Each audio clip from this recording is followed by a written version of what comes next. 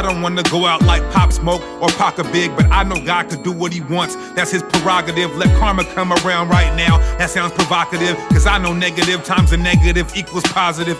Should we sin cause we under grace? I'm yelling God forbid. So many haters coming by camp. I gotta cop the sig. Traffic in Babylon, the head of the merchants. Just because of my skin, they think I'm less of a person. I'm coming to bruise the head of the serpent. I got blood on my hands and they read as a surgeon. Blessings and curses. Take a look at me and tell me what you see. Do you see a thug or do you see a human being? I'm not asking for your sympathy. All I'm asking is for you to believe in me. You to believe in me. That's right. Yeah. All praise and glory and honor to our power, Yahweh, Bahashem, Yahweh Shai. Yeah, it's your brother Taza. Y'all coming back at y'all another chopper. Right? Appreciate y'all chopping up with me. It's real deal. You know what I mean? Today we're going to go into the Most High God friends and the Most High God enemies, right? Through the spirit and power, Yahweh, Bahashem, Yahweh Shai. Let's just jump right into it. We already know the Most High, he has a chosen people. You know what I mean? So obviously it's chosen, you know what I mean, it's not going to be his forever enemy, right? It's different enemies, right? We're going to get into it, though. It's the book of Deuteronomy, chapter 7 and 6. And it says, for thou art an holy people unto the Lord thy God.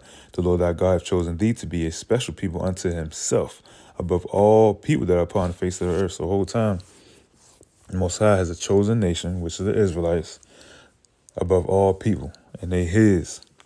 Straight like that. He put them people above all nations, and they his. Straight like that. So guess who everybody else is? Because, that's the next question. What about everybody else? All right, let me get two quick precepts in Ezekiel. It's the book of Ezekiel, chapter 39 and verse 23, right? And it reads, and the heathen shall know that the house of Israel went into captivity for their iniquity, because they trespassed against me. Therefore hid I my face from them and gave them into the hand of their enemies. So fell they all by the sword. Straight like that. So whole time, if Israel is the Most High's own and they're above all people, who's everybody else? The heathens. Straight like that. The heathens. You can look at these translations. One say the Gentiles, one say the nations. And ain't that something? Because really Gentiles just mean nations. Straight like that. You feel what I'm saying? But we ain't going to get into Gentiles. Because Gentiles can mean nations or Hellenized Jews. We ain't going to get that deep. Stay on top of it, right? So the whole time, we already know if you ain't Israel, you a heathen. Straight like that. We already know Israel went to captivity. Every nation tried to say they were slaves. But the whole time, like Deuteronomy 28 and 68 say, Israel went into slavery on ships. Can't no other nation say that. Right? Straight daggone on that one. Let's keep moving. Let's go to another one in Ezekiel 37 and 28. Right? And it reads, and the heathen shall know that I, the Lord, do sanctify Israel, when my sanctuary shall be in the midst of them forevermore. Straight like that. So the whole time it's Israel and then it's the heathen. The Most High say he's going to sanctify Israel and be with them forever, right? Even though, we went off as a nation, so the Most High hid his face, right? So we was his enemy for a little while, right? But he will sanctify us and be with us forever. Straight like that. So let me jump into this real fast, because this is where the confusion come in a little bit, right? I ain't gonna hold y'all too long, Israel. I'm just gonna bring it out a little bit, right? It's the book of Matthew, chapter 5, verse 43. It says, ye have heard that it hath been said, thou shalt love thy neighbor and hate thy enemy, right? 44. But I say unto you, love your enemies, bless them that curse you, do good to them that hate you, and pray for them which despitefully use you and persecute you. Now you might say, well, why did Christ do that, right? You feel what I'm saying? Because the whole time, Christ is the same yesterday, today, and forever, right? Let's bring it out real fast. You feel what I'm saying? So the whole time, we know that if he the same yesterday, today, and forever, then he possibly can't be saying nothing new, right? Hebrews 13 and 8, Jesus Christ the same yesterday, today, and forever. So the whole time, you have to ask yourself, well, what does he mean when he says this? what he's doing is giving you a clarification, right? Because we have different enemies, right? Enemy doesn't mean the heathen, right? Let's bring that out real fast. There's different meanings for enemy. It could mean that the heathen, right? Well, but really what Christ is talking about specifically is your brother, because the whole time, you know, Israel, we became each other's enemies for real. Like, you know, I don't get too deep in it, but you can research how the northern kingdom and the southern kingdom came about, right? In the nation of Israel, a northern kingdom came about and a southern kingdom came about. You can do your research on that. But the whole point I'm trying to make is different enemies. There's different definitions for enemies, right? Let's bring this one out. This is an example. 1 Corinthians 15:26. It says, the last enemy that shall be destroyed is death. Right there, it's calling enemy. It's like it's calling death an enemy. So whole time we got to say that we have to recognize and acknowledge that enemies have different meanings, just like Gentiles have different meanings. You got to study to show that self-approved, right? Straight like that, man. Straight like that, right? But let me just stay on topic for real, right? It's the book of James, chapter 4 and verse 4, right? And it says, ye adulterers and adulteress, know ye not that the friendship of the world is enmity with God? Whosoever therefore will be a friend of the world is an enemy of God. Straight like that. And that can confound you because you going to think in John 3:16 that he so loved the world. So we got to understand, Israel, when we reading when we reading the scriptures, we got to get discernment on these words, because you got to remember these are translations, right? So through the Spirit, we got to go into definitions of words, right? And we got to read context, right?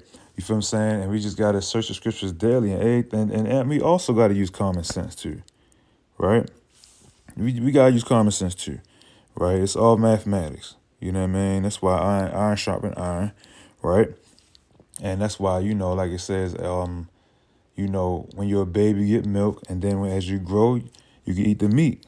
You know what I'm saying? You're able to take anything and eat the meat and spit out the bones, right? So like, I'm getting off topic, right? So the whole time, this is another example of being a different enemy, right? And it's letting you know that a friend of the world is an enemy of God. So us being, you know, of the Most High, right, and doing what the Most High wants us to do, we can't be friends of the world, right? We can't be friends of the world, straight like that. Because being a friend of the world is an enemy to God. And we don't want to be God's enemy, do we? Obviously, we don't. And man, let me give you another breakdown real fast, Israel. Like I said, I ain't going to hold y'all too long.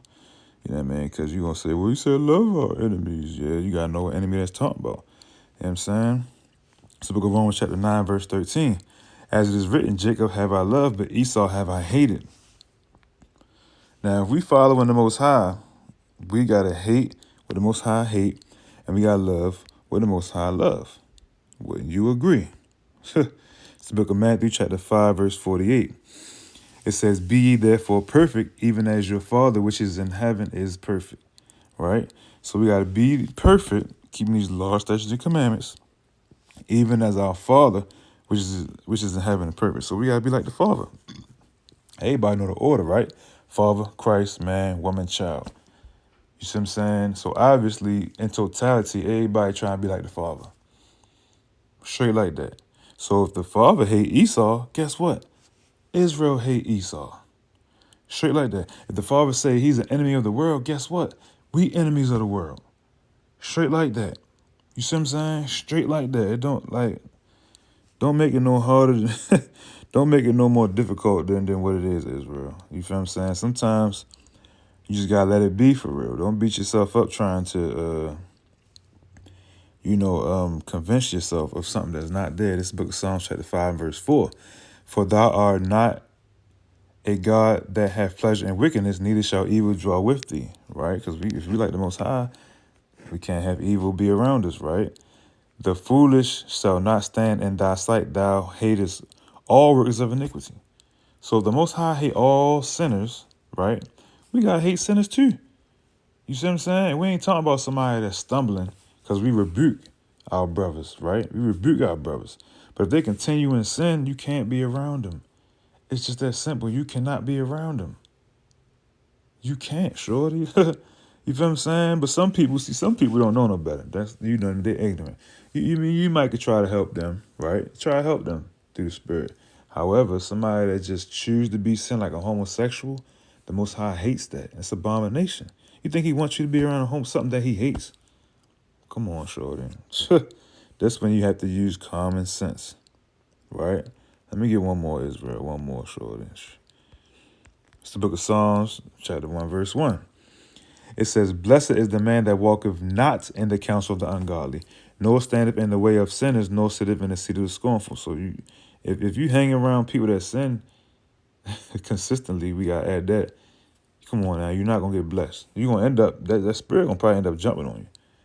Straight like that. You feel what I'm saying? So you got to do the Most High have you do. Straight like that. And what did He have you do?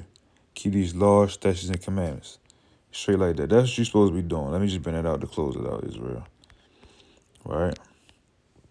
It's the book of Ecclesiastes, chapter 12 and verse 13. NLT, that's the whole story. That's the whole story, shorty. This is what you focus on. When all else fails, right? When all else fails, this is what you focus on. Because I'm going to do a part 2 for real, for real. I'm going to give it an in-depth breakdown. I ain't going to hold you too long on this one, though, Israel. Right? Ecclesiastes 12 and 13. That's the whole story. Here, now, is my final conclusion. Fear God and obey His commandments, for this is everyone's duty.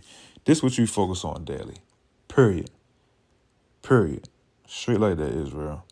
Like I said, I'm going to come back with a part 2, man. I'm going to give y'all more in-depth breakdown of enemies and let y'all know, you see what I'm saying, through the Spirit and power, y'all about Shem Yahushua. These words have different meanings, but you should know that by now. All right?